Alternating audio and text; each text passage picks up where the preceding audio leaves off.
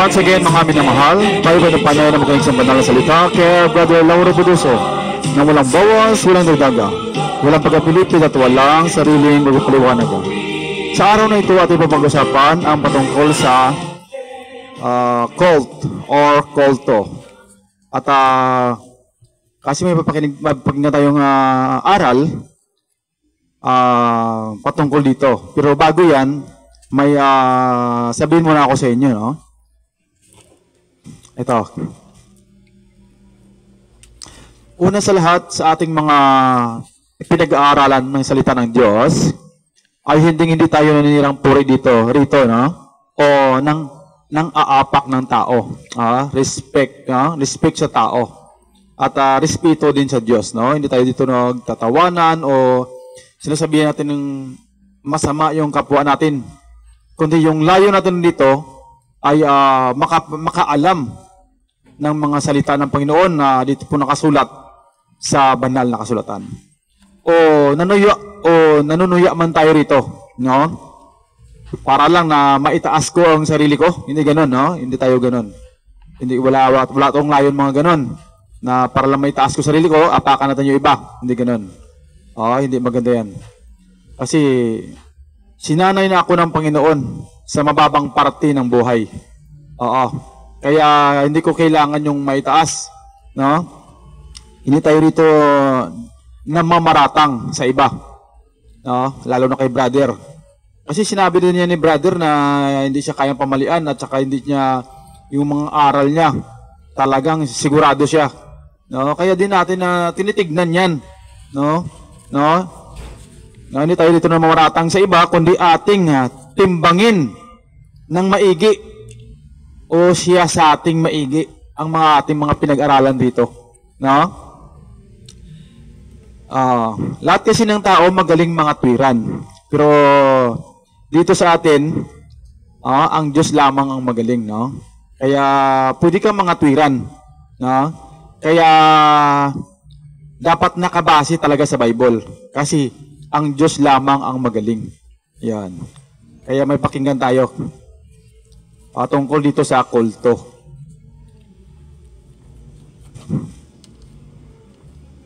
Para pandirihan ng iglesia ng Diyos, kulto raw. Tanggapin ko kulto kami. Kahit saan mo tignan salita, yung kulto hindi masama Sistemang pang-religion yun. At yun ang sinasabi ng Biblia, kulto rasyonal sa Kastila.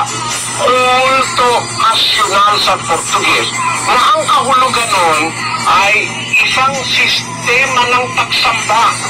At ayon kay San Pablo, yan ay katampatang pagsamba yung kulto. Nakita mo? Kaya dito sa kinalalagyan ko, dahil dito ang salita Portuguese, vamos kultuar.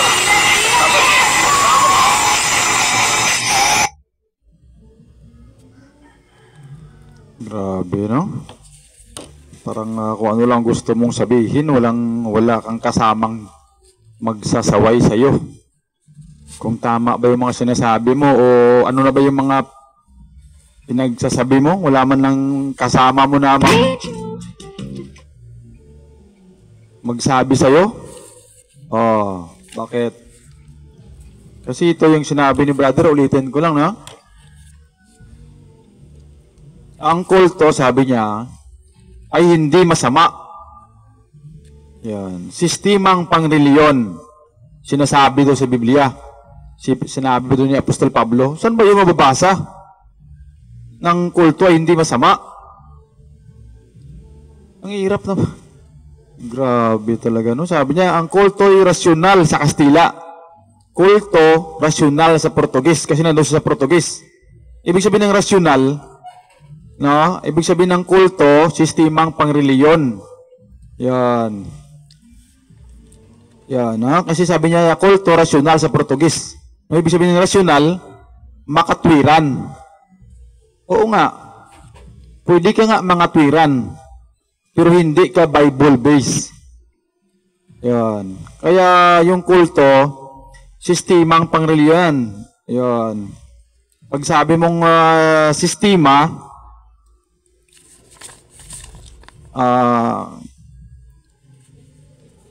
no, hindi ka nakabase sa Bible. Yun lang ang system nyo. Ang kulto ay system of religious method, no? Or worship or ritual. Kaya pag sinabi mong ritual kung ano lang yung mga hindi nakabase sa Biblia. Yung sa inyo lang, no? Na kung ano lang ang gusto nyong sistema nyo ng inyong pagsamba. Yan. Kaya ang ibig sabihin ng rasyonal, mga tuwiran, pero hindi naka-Bible base. Katulad halimbawa ng Buddhist, Buddhism. Yan, marami silang mga basihan na hindi nakabase sa Biblia. Halimbawa, yung paputok, nagpapalayas ng demonyo. Ano ba yan? Hindi naman nakabase sa Biblia yan. Yun ang kulto. Yun ang kanilang sistema. Yun. May katwiran sila na pag pumutok-putok-putok, nagpapalayas ng demonyo daw. Sabi ng mga Chinese o Buddhist. Yun. Ang totoo, nagpapalayas ng kamay, bahay at buhay. Parang gano'n, no? Yun. Halimbawa din, isa din yan, ang halimbawa yung espiritu ng tao, ng patay na tao, pumapasok sa hayop, o ipis, o lamok. Yun, bumabalik at sumapasok doon, kaya huwag mong patayin yung ipis. Huwag mong patayin yung lamok. Kasi baka nandyan pumasok yung lula mo, o yung ama mong namatay nung nakaraan. Yun ang kanilang paniwala. Kaya hindi yan nakabase sa Biblia. May katwiran ka nga. Yun ang ibig sabihin ng kulto. Yun. May sistema sila, pero hindi naka-Bible base. Yun. Kaya, halimbawa, awang-awa ka doon sa kalapati na nasagasaan. Yun. Habang kinakain mo yung fried chicken na manok na pinatay rin. Yun. Kaya, hindi yun. Yan pag sinabi mong kulto, wala kang mabasa, sabi niya, sinabi doon ni Apostol Pablo, na ang kulto ay hindi masama. O sinabi sa Biblia. Wala naman sa may binasa Yan. Kaya halimbawa, nakatulad kay Buddha. Yan. Diyan pa lang. Kasi nasabi diyan sa Deuteronomy 32. Deuteronomy 32 verse 16-17. Siya'y kinilos nila sa paninibugho sa ibang mga Diyos sa pamagitan ng mga karumal-dumal. Minungkahi nila siya sa kagalitan. Kanilang inihain sa mga demonyo na hindi Diyos, sa mga Diyos na hindi nila nakikilala, sa mga bagong Diyos na kalilitaw pa lamang. Yan. Siya'y kinilos nila sa paninibugo, ulitin ko, sila'y kinilos nila sa paninibugo sa ibang mga Diyos.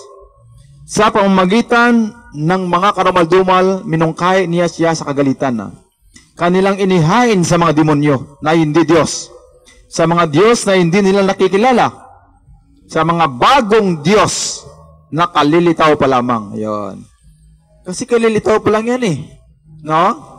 Si Buddha, 6th century BC yan nang lumitaw. Yan, kung di ko magkamali Yan, katulad kay Allah, gano'n din, kalilitaw pa lang yan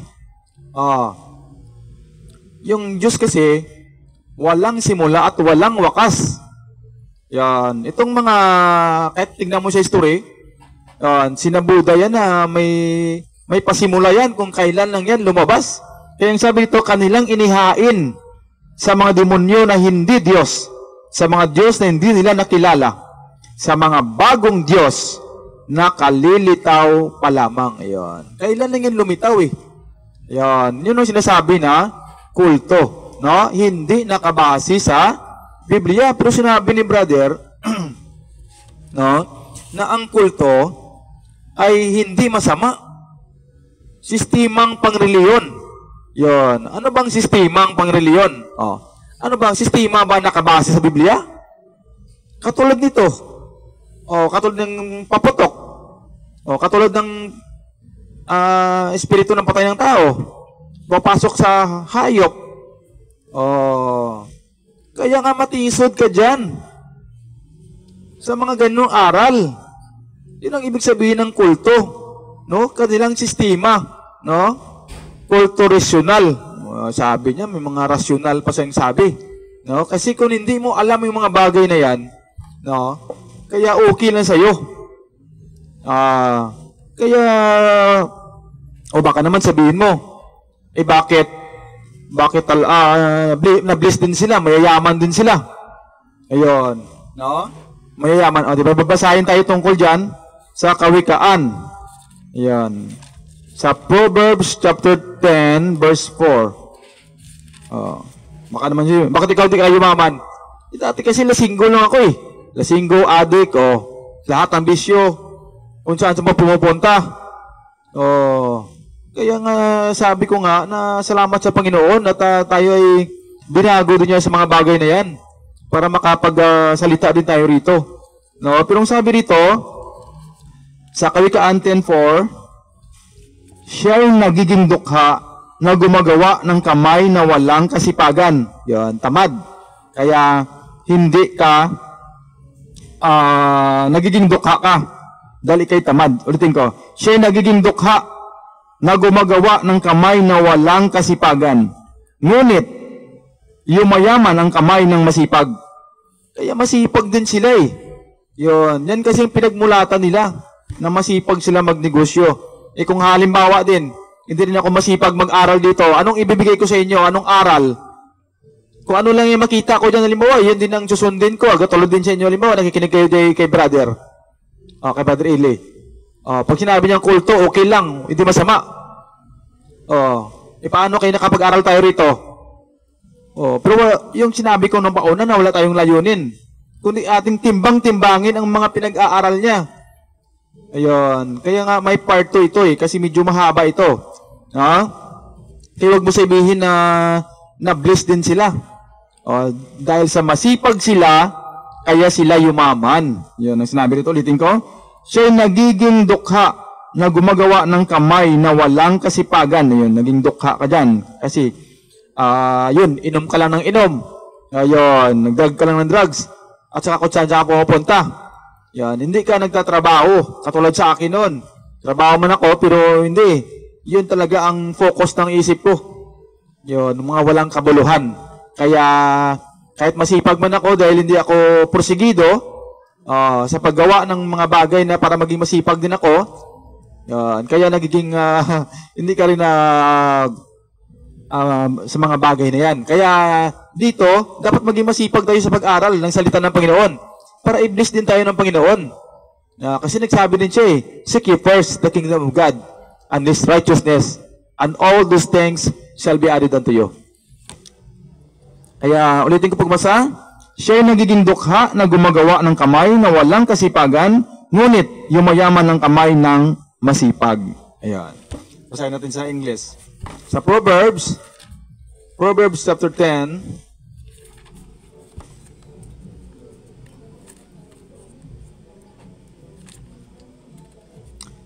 Proverbs chapter 10, verse 4.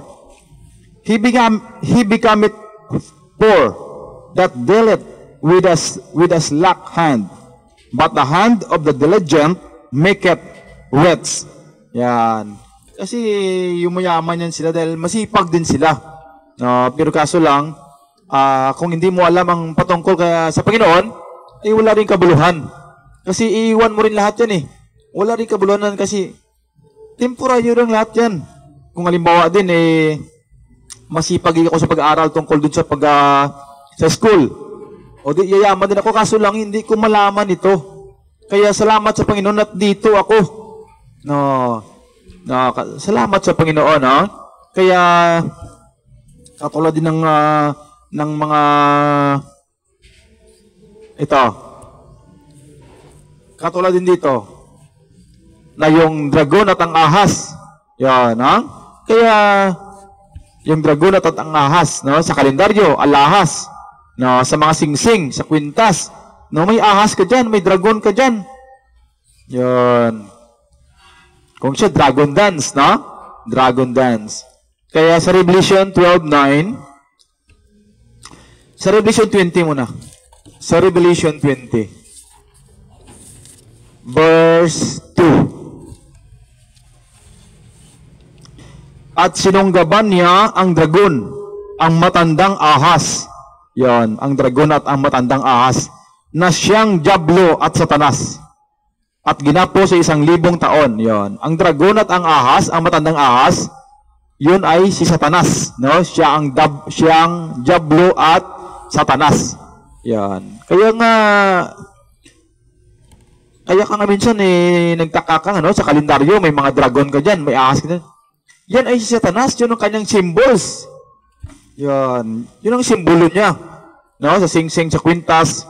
Kaya ang sabi dito, sinunggaban niya ang dragon, ang matandang ahas, na siyang Diablo at Satanas, at ginapos sa 1,000 taon. Yan. Yan. Tingnan natin sa English, no? Ang dragon at ang ahas. Yan. Siyang Diablo at Satanas. Yan. Sa 20 verse 2. And he laid hold on the dragon, that old serpent, which is the devil and Satan, and bound him 1,000 years. And laid hold on the dragon and old serpent, yan, which is the devil and Satan. Yan. Kaya nga sabi rito, sinunggaban niya ang dragon, ang matandang ahas, na siyang Diablo at Satanas. Yan. Kaya nga yun ang dragon at ang ahas ay ang Diablo at Satanas. At saka makita mo yan sa TV na nagbubuga ng apoy. Pero yung ibinubuga ng dragon na ay tubig. Ayan, basahin natin. Sa Revelation chapter 22, verse 9. At sinabi niya sa akin, ingatan mo huwag gawin iyan. Ako'y kapwa mo alipin. At ng iyong mga kapatid na mga propeta at ng mga tumutupad na mga salita ng aklat na ito. Sumamba ka sa Diyos.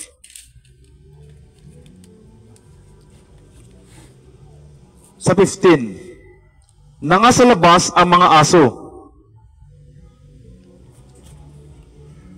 Revelation chapter 12. Mali, no? Sa Revelation chapter 12,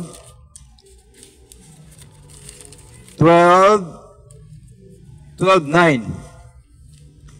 At inihagis ang malaking dragon, ang matandang ahas, ang tinatawag na Diablo at Satanas, ang dumadaya sa buong sanglibutan. So inihagis sa lupa, at ang kanyang mga anghel ay inihagis na kasama niya. 15. At ang ahas ay nagbuga sa kanyang bibig. Ayun, nagbuga ang ahas, yung dragon. At ang ahas ay nagbuga sa kanyang bibig sa likuran ng babae ng tubig na gaya ng isang ilog upang maipatangay siya sa agos. At tinulungan ng lupa ang babae at ibinuka ang kanyang bibig at nilamon ang ilog na ibinuga ng dragon sa kanyang bibig. Yan. Kaya nga ang ahas at ang dragon, ano ang kanyang ibinuga? Ayun, tubig. Kaya makita mo kasi sa TV, apoy. No, ang sabi dito, at ang ahas sa 9. At inihagis ang malaking dragon, ang matandang ahas, ang tinatawag na Diablo at Satanas, ang dumadaya sa buong sanglibutan. Siya inihagis sa lupa, at ang kanyang mga anghel ay inihagis na kasama niya. 15. At ang ahas ay nagbuga sa kanyang bibig sa likuran ng babae ng tubig na gaya ng isang ilog upang maipatangay siya sa agos. Yan, tubig ang kanyang ibinuga. At ang ahas ay nagbuga sa kanyang bibig sa likuran ng babae ng tubig na gaya ng isang ilog upang maipatangay sa agos. At tinulungan ng lupa ang babae at ibinuka ang kanyang bibig at nilamon ang ilog na ibinuga ng dragon sa kanyang bibig. Yan. Kaya ang atin dito, no, na ang ibinuga ng ahas o dragon ay tubig. Yan. Tubig. Kaya nga Kaya nga atin na pasalamatan ito na ito'y aral patungkol sa kulto. Lagyan natin ito ng part 2 kasi medyo mahaba ito, alanganin Alanganin talaga. Ayan.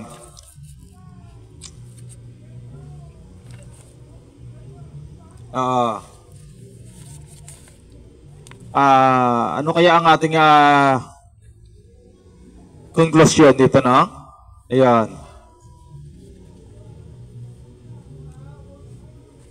Kaya nga ang sabi ni brother, ulitin natin pa lang muna, at bigay tayo ng conclusion, na ang sabi rito, ang kulto ay hindi masama. Sistemang pangreliyon, yun ang sabi ni brother, Yan. Kasi sabi niya, kulto rasyonal sa Kastila, kulto rasyonal sa Portugis, makatwiran. Yung sabi ng rasyonal, makatwiran. Pwede ka makatwiran pero hindi ka naka-Bible base. Yan. Kaya hindi yun Katulad ng Buddhist, mga Diyos na kalitaw, katulad kay Allah, mga Diyos na kalitaw pa lamang, kailan lang lumitaw. Yan. Kaya hindi yun, mga aral na hindi nakabatay sa Biblia. Yan. Kaya lagyan natin ito ng part 2 kasi medyo mahaba-haba ito, Kaya yun ang ating dito, Mayroon itong part 2, na system of religious method.